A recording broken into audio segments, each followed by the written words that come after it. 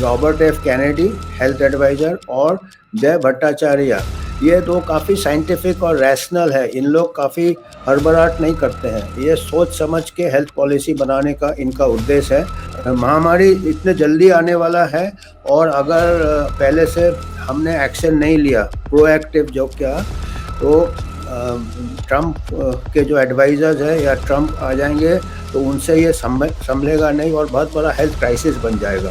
Proper audit करना चाहिए कि अभी महामारी में क्या हुआ और अभी से बर्ड फ्लू के नाम से ये लॉकडाउन, क्वारंटाइन, मास वैक्सीनेशन का प्रचार करना चालू कर दिया है। नमस्कार, मैं डॉक्टर अमिताभ बनर्जी यूएचओ का चेयरपर्सन हूँ। यूएचओ के बारे में अगर आपको ज़्यादा जानकारी चाहिए तो आप हमारे साइट में जा सकते हैं uho.org.in। हमारा मकसद है कि जो भी हेल्थ के बारे में जो भी इंफॉर्मेशन है पूरे दुनिया में, उसको अच्छे से थोड़ा हम क्रिटिकली अप्रेस करें और आपको सरल भाषा में समझाएं और सोचने के लिए आपको इनकरेज करें।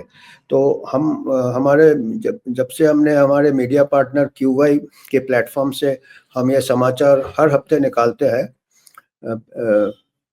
शुक्रवार को आज का 3 तारीख का आज का कुछ ऐसे समाचार है जो कि थोड़ा विश्लेषण बताएगा कि कैसे अमेरिका में पॉलिटिक्स ज़्यादा हो रहा है या हेल्थ ज़्यादा हो रहा, या साइंस हेल्थ के जो पॉलिसीज बना रहे हैं वो साइंटिफिकली बना रहे हैं या पॉलिटिकली मोटिवेटेड है, पॉलिटिकल डायनामिक्स कुछ चल रहा है अमेरिका में, और कैसे एक प्रकार से ऐसा एक स्थिति क्रिएट किया जा रहा है ट्रम्प आने के पहले कि महामारी 2 जो वर्जन है, अभी एक महामारी खत्म हो गया, अभी महामारी नंबर 2 की तैयारी अभी से चालू हो गया है। और कुछ जो एक्सपर्ट्स है जैसे एक है ऐसे डॉक्टर लियाना वैन, उन्होंने अभी से इमीडिएट कह रहे हैं कि अगला महामारी बर्ड फ्लू से आ रहा है, H5N1 से आ रहा है और उसका वैक्सीन अप्रूवल बाइडेन मिनिस्ट्री को ही कर देना चाहिए ट्रम्प आने के पहले, क्योंकि उनको डर है कि अगर ट्रम्प आ जाएंगे तो उनके जो एडवाइजर्स है Robert F Kennedy health advisor और जय भट्टाचार्य, ये दो काफ़ी साइंटिफिक और रैशनल है। इन लोग काफ़ी हड़बड़ाहट नहीं करते हैं। ये सोच समझ के हेल्थ पॉलिसी बनाने का इनका उद्देश्य है और इनका उद्देश्य क्या है? Make America healthy again. अगर जो फार्मा इंडस्ट्री का इन्फ्लुएंस है या फूड इंडस्ट्री का इन्फ्लुएंस है, उसको ये रोकना चाहते हैं। और पहले का जो ऑलरेडी जड़ जो उन्होंने जमा लिया है, जो मेडिकल एक्सपर्ट्स है, कई सालों से उन्होंने ऐसे जड़ जमा लिया है कि वो फार्मा और फूड इंडस्ट्री से काफ़ी प्रभावित होते हैं। उनमें से एक है डॉक्टर लियाना वैन।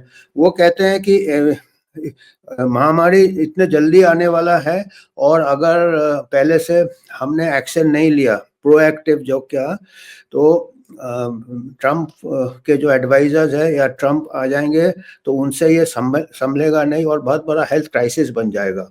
तो हम ये कहते हैं कि हमको यहाँ का पॉलिटिकल डायनेमिक्स को समझना चाहिए।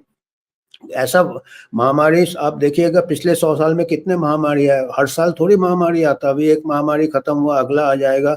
ये क्या तारीख देख के आएगा? तो पर कितने मिलियन डोजेज वैक्सीन ऑलरेडी बन गए हैं, एमआरएनए वैक्सीन बर्ड फ्लू का, तो उसका वो इमरजेंसी अप्रूवल जल्दी से निकालना चाहते हैं ट्रम्प आने के पहले, क्योंकि उनको उम्मीद है कि जय भट्टाचार्य और रॉबर्ट एफ कैनेडी अगर आ जाएंगे तो ये उन लोग, क्योंकि अभी जो आंकड़े बता रहे हैं वो ये नहीं बता रहे हैं कि अभी बर्ड फ्लू जो इंसानों में हो रहा है उसका कोई अभी तक मोर्टेलिटी नहीं हुआ है, और केसेस भी टोटल अभी 65 केसेस हुए हैं, मोस्टली अमेरिका में हुए हैं। ये बर्ड्स में होता है, अभी काउज में मिल रहा है अभी टेस्ट, और ये बोल रहे हैं, ये डॉक्टर लियाना वैन बोल रहे हैं कि टेस्टिंग बढ़ाइए, टेस्टिंग बढ़ाइए, टेस्टिंग बढ़ाइए। अभी आप टेस्टिंग बढ़ाएंगे तो ऐसे हमारे प्रकृति में कई वायरस घूमते रहते, तो ये भी निकलेगा और फिर पैनिक बढ़ेगा, जैसे आरटीपीसीआर टेस्ट से पहले बढ़ा था। तो हम यही कहना चाहेंगे कि ये इससे क्या है, हमको प्रॉपर ऑडिट करना चाहिए कि अभी महामारी में क्या हुआ और अभी से बर्ड फ्लू के नाम से ये लॉकडाउन, क्वारंटाइन, मास वैक्सीनेशन का प्रचार करना चालू कर दिया है। तो इसको हमको मद्देनजर रखना पड़ेगा और इसमें जो दूसरा साइंटिफिक पेपर आया है new England journal of medicine में, जो कि टॉप जर्नल है, वो साइंटिफिक पेपर ये आया है, आप लोग पढ़ सकते हैं। पर इसमें भी एक थोड़ा गूगली डाला हुआ है। अगर आप देखेंगे तो इसका टाइटल है highly pathogenic, highly pathogenic avian influenza के बारे में इन ह्यूमंस दिया है। टाइटल में इन्होंने हाईली पैथोजेनिक दिया है, पर अगर आप पूरा पेपर पढ़ेंगे, पूरा पेपर में दिया है कि ये 45 केसेस तक का इन्होंने पेपर पब्लिश किया है। मैंने अभी बताया 65 पेपर छपने के बाद और कुछ केसेस हो गए, पर अभी तक कुछ डेथ्स नहीं हुए हैं। तो इन्होंने बताया कि 45 केसेस हुए हैं और mostly cases are self limiting, अपने आप ठीक हो जाते हैं पेशेंट 30-35 साल के उसमें जो ह्यूमंस में होते हैं। और इसमें ज़्यादा क्या हो रहा है, आंखें लाल हो रहा है, कंजंक्टिवाइटिस हो रहा है, और उसमें कोई परमानेंट ये अभी तक कोई ऐसे आया नहीं कि परमानेंट ये है। 93% को कंजंक्टिवाइटिस हुआ है, 49% को फीवर हुआ है, थोड़ा हल्का फीवर होता है, और 36 को थोड़ा सर्दी खांसी वगैरह हुआ है। तो ये पेपर में पता चलता है कि ये आम जुकाम जैसा है या आम रेस्पिरेटरी वायरसेस बहुत होते हैं। अभी आप कोई भी एक को लैब से निकाल के और बर्ड फ्लू का आप खतरा दोगे या ये दोगे, अभी तक एक भी डेथ नहीं हुआ, और अभी से मास वैक्सीन, तो आपको खुद कॉमन सेंस इस्तेमाल करना चाहिए। पर वो शायद नहीं कर रहे हैं और हल्ला हो रहा है। साइंटिफिक पेपर भी ऐसे हेडलाइन दे रहे हैं जैसे ये हेडलाइन न्यूज जो जर्नलिस्ट होते हैं उन लोग देते हैं बड़ा डर बढ़ाने के लिए। तो आजकल कोई पढ़ता नहीं है साइंटिफिक पेपर, इतने ग्राफ ऐप बना है और वो पढ़ने के बाद लगता है कि ऐसा बहुत ही मामूली से इसके सिम्टम्स है। तो इससे हमको इतना ओवर रिएक्ट नहीं करना चाहिए। पर हमारा दुर्भाग्य ये है कि इंडियन गवर्नमेंट ने ऑलरेडी प्लानिंग चालू कर दिया है। अभी इंडियन पॉलिसी मेकर्स ने क्या किया, वो उनको ये शायद साइंस भी समझ में नहीं आ रहा है और पॉलिटिक्स भी नहीं समझ में आ रहा है। मेरे को तो लगता है इंडियन जो एक्सपर्ट्स है या उनको साइंस समझ में आ रहा है, आंकड़े देखे, और उनको अभी अमेरिकन पॉलिटिक्स भी नहीं समझ में आ रहा है। और वो अभी या शायद जानबूझ के नहीं समझ में आ रहा है, ये हमको पता नहीं है। पर उन्होंने अभी जो न्यूज आइटम था कल का या परसों का, उसमें कहा है कि 13 जितने भी इंटरनेशनल एयरपोर्ट्स है, 13 इंटरनेशनल एयरपोर्ट में क्वारंटाइन सेंटर्स करने चाहिए। तो उन्होंने क्वारंटाइन सेंटर्स बनाने चालू कर दिया, 30 new quarantine centres at international airport. अभी ये कितना खर्चा आएगा पहले से।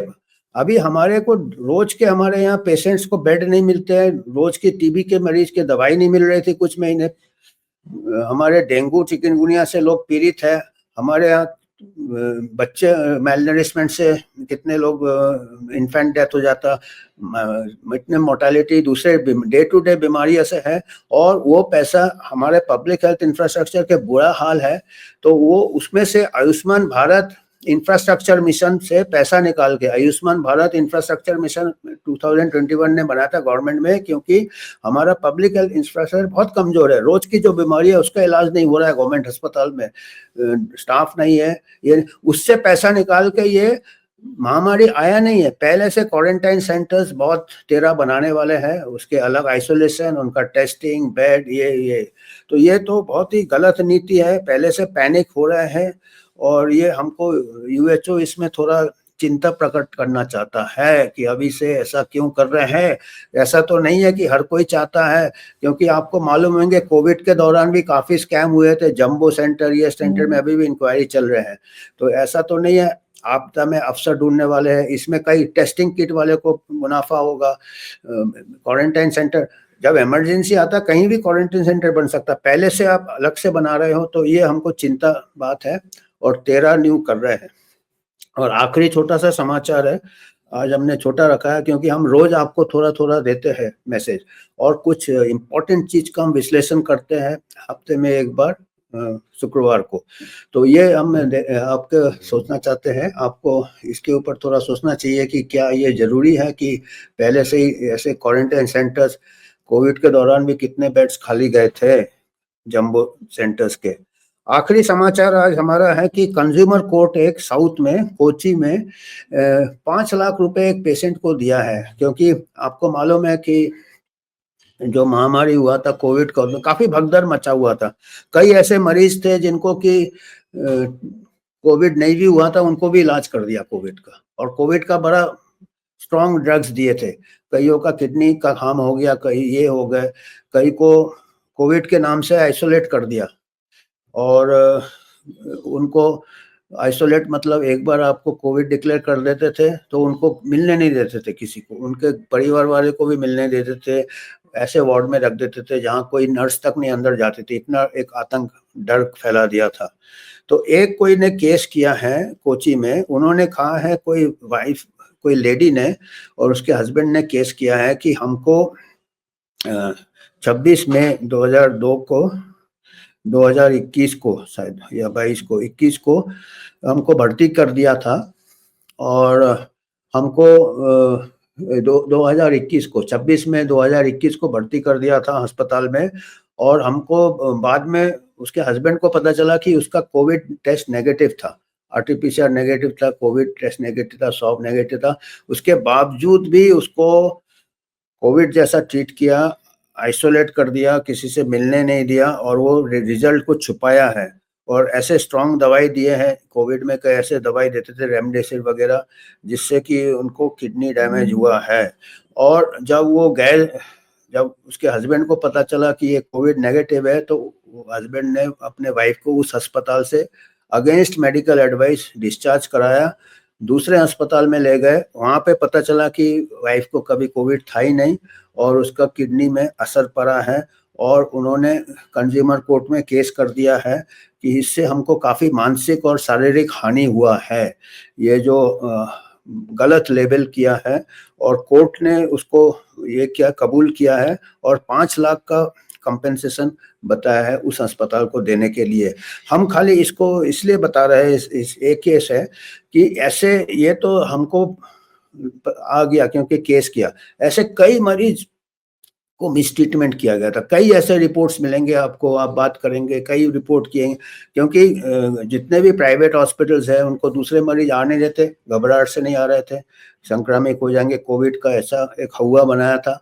और दूसरे कोविड के लिए उनको पैसे मिलते थे गवर्नमेंट से। प्राइवेट हॉस्पिटल्स को अगर आपने कोविड डायग्नोसिस किया है तो उसमें से एक्स्ट्रा पैसे मिलते थे, तो उनको थोड़ा भी जुकाम सर्दी खांसी और कोविड डायग्नोसिस कर, खाली हमारे देश में नहीं हुआ, अमेरिका में भी बाद में आया कि वेंटिलेटर्स के उनके एक्स्ट्रा पैसे मिलते थे उनको, जो भी हॉस्पिटल वेंटिलेटर में डालता था, जो कि लेबल करता था कॉज ऑफ डेथ अगर कोविड बोलता था या कॉज ऑफ ट्रीटमेंट कोविड बोलता था, तो उसमें उसको पैसे मिलते थे अस्पताल को। तो ये इसमें स्ट्रॉन्ग कॉन्फ्लिक्ट ऑफ इंटरेस्ट है। ये सब मालूम होना चाहिए कि अभी अभी क्या सब ऐसे हुए हैं, मिसमैनेजमेंट हुए हैं इस महामारी में, क्योंकि अभी से आप देखेंगे कि अगला महामारी का तैयारियां चालू हो गया है। आशा करते हैं कि आपका नया साल अच्छा हो और अगला महामारी, मैं तो सोचता हूँ अगर आप सतर्क रहे, आम आदमी सवाल पूछे तो अगला महामारी नहीं आना चाहिए, और अगर हम सतर्क नहीं रहेंगे तो हर महीने आना चालू हो जाएगा महामारी।